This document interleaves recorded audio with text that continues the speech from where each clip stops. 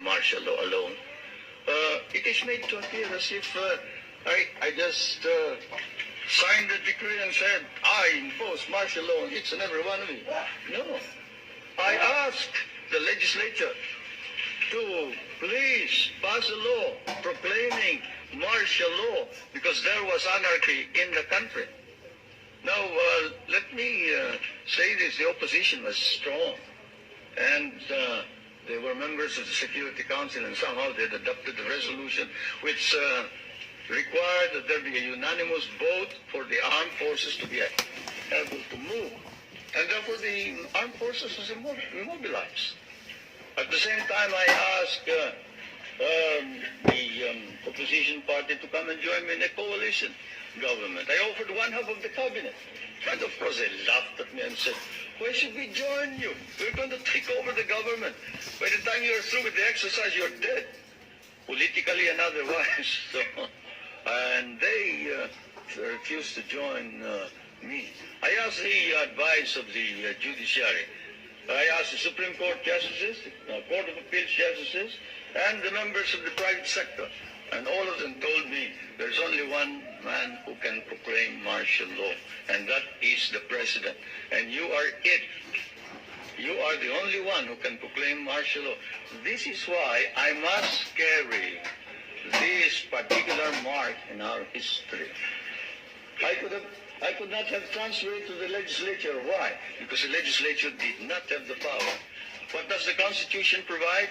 The President shall be the Commander-in-Chief of the Armed Forces of the Philippines, and he may order the armed forces out to quell any disorder, riot, rebellion, invasion, insurrection, and in case of invasion, insurrection, rebellion, or imminent danger thereof, when the public safety requires it, he may suspend the privilege of the writ of habeas corpus or proclaim martial law throughout the Philippines or any part thereof.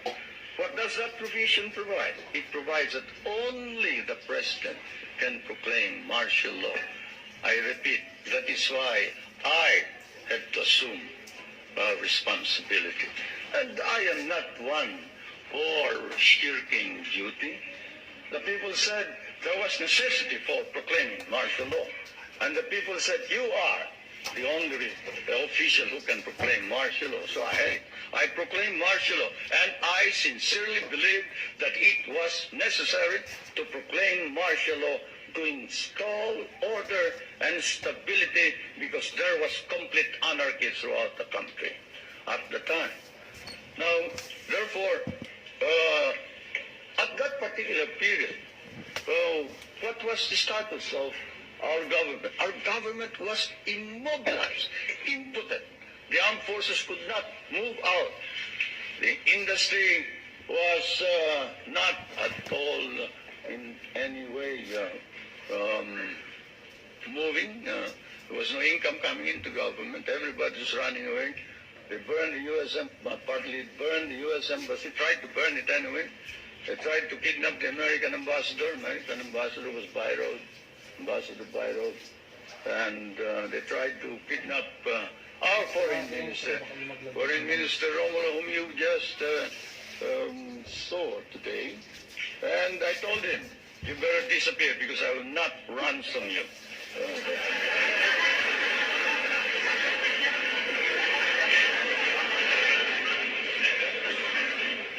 But whatever it is, they burned the Manila International Airport, they bombed the Supreme Court, they bombed the Constitutional Convention, they bombed the City Hall, they burned part of Malacanang Palace, they attempted to kidnap my children, they attempted to kill the President 8 times. There was, of course, an attempted assassination against the First Lady. You all know about that. And this required that I immediately act on it, and so I did. Now, we established land reform. We were fighting a group known as the Hukbalahap, Hukbong Nagpapalaya ng Bayan. It was socialist inclined. It was leftist. But they were friends of mine because we had fought in the Second World War together. And so I approached them and I said, look, I'm going to establish land reform. If you're fighting for land reform, against a feudalistic agrarian system, then you must join me. And they did. I want to introduce to you the leader of that rebellion, who is now present and is a part of the government, Mr. Luis Taruk.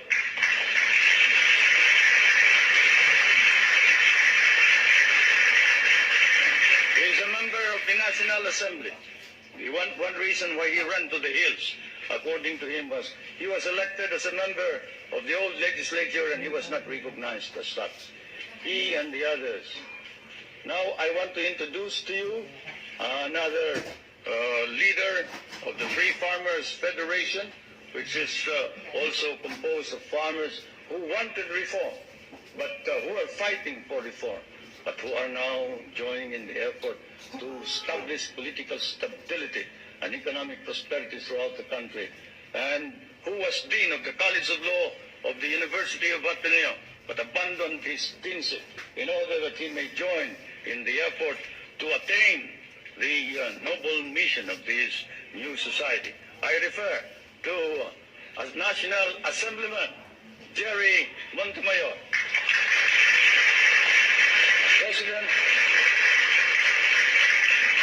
President of the Federation of Free Farmers of the Philippines. I would like to introduce also to you a young man who was very active against the government in 1972 and who paraded around the streets raising the flag of the Communist Party and organized the Kabataan Makabayan, which is the red organization of the youth. And this man is Nilo Taya. Is he here? Anyway, he's somewhere around here. But they have all joined. All these activists to prove to you that all these stories about our being oppressive against our enemies and our friends, they've all joined the government to help reform and drive out all the corrupt people in the government. We have an ombudsman. We are the only country with an ombudsman. You know what an ombudsman means. He's the officer who watches over the corrupt officials of government. And this man has charged more than 1,000 officers and employees and sent most of them to jail. Is Justice Pamaran here? He must be somewhere around. Where's Justice Pamaran? There is the ombudsman.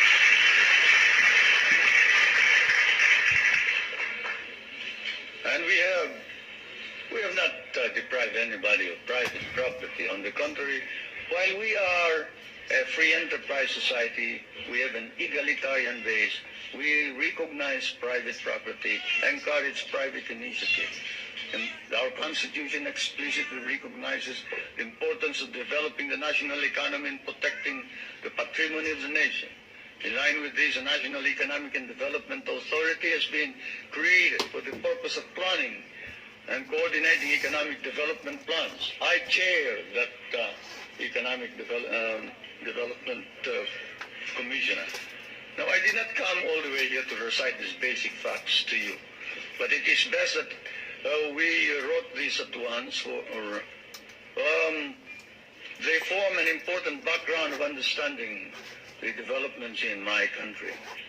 Relations between the United States and the Philippines now span, I'd say 84 years if you mark the Battle of Manila Bay, 184 years perhaps if you mark the Brig Salem, from Salem, which when it returned to Salem brought back hides, indigo, lumber, pepper, and paid 24,000 in tariff duties. Many things don't change, not even tariff duties. The trade between our countries is covered by a trade agreement.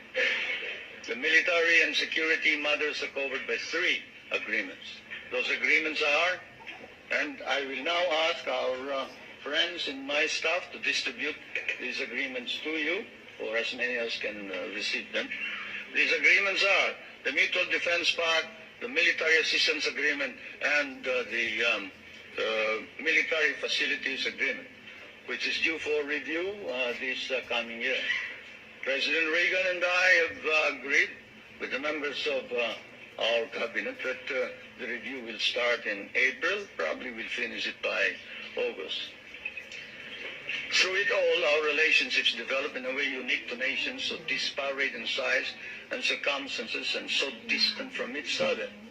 The direction which American colonization took in the Philippines in the political, economic, and military cultural spheres were such that for us, relations with the United States would remain crucial for a while. It is said that language is the greatest conveyor of culture. If that be so, if that wise man who said that is right, then your language has certainly conveyed to my country your culture. And this is why the relationship between our countries is something undefined. Our interests may have diverged in the period after our recovery of national independence in 1946, but this relationship has endured. And the question that is often asked is, does the Republic of the Philippines differ from the American Republic? Yes and no. It doesn't differ in the sense that it is democratic, but it differs in the sense that we have a prime minister. And in the sense that we try and make the legislature and the president or the executive work together. We cannot afford any stalemates. We cannot afford any delays. It is a modified presidential form of government, while yours is the complete and pure presidential form of government. Why did we change this? Because we cannot afford stalemates and deadlocks. Yours is a strong economy and a military power. Ours is a weak country. We cannot afford to delay and postpone decisions pending the debates between Congress and the President or the Prime Minister. The poorer third world countries cannot. And so, my friends, that is the situation. I am now going to ask also that my staff distribute to you the social and economic indicators of my country in showing to you the dynamism and the vitality of our economy. We have changed our economy such that we hope to be able to be self-sufficient. We were importing rice before. The last time we imported rice was in 1976, 77. We paid $500 million for that price. Today, we are exporting rice to our neighboring countries. And the per capita income was about $200. Now, it is more than $800 per capita income. The gross national income has increased 5 times. I need not go any further. I'll wait for the questions, and now I am ready for interrogation.